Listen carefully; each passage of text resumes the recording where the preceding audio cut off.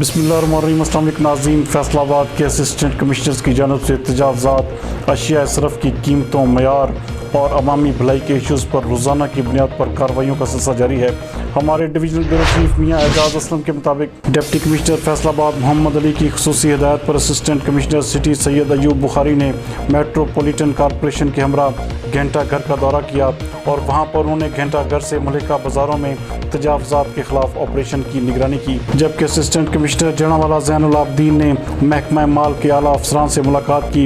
इस मौके पर उन्होंने महकमा माल से आबियाना की रिकवरी बारे दरियाफ्त किया और ज़रूरी अहकामात जारी किए। जबकि असिस्टेंट कमिश्नर चक जुमरा इम्तियाज़ बेग ने बाज़ारों का दौरा किया और वहाँ पर चीनी की 70 रुपये फ़ी किलोग्राम के हिसाब से फ़रोख्त के लिए लगाए गए स्टॉल्स का मुआयना किया। जबकि इससे कबल असिस्टेंट कमिश्नर चक जुमरा ने एराजी रिकॉर्ड सेंटर का भी दौरा किया और वहाँ पर ज़ेर इल्तवा अमूर का जायज़ा लिया। जबकि डिप्टी कमिश्नर मोहम्मद अली की खुसूसी हिदायत पर असिस्टेंट कमिश्नर तांदियावाला उसामा शरून न्याजी ने मुख्तलिफ पेट्रोल पंप्स का दौरा किया।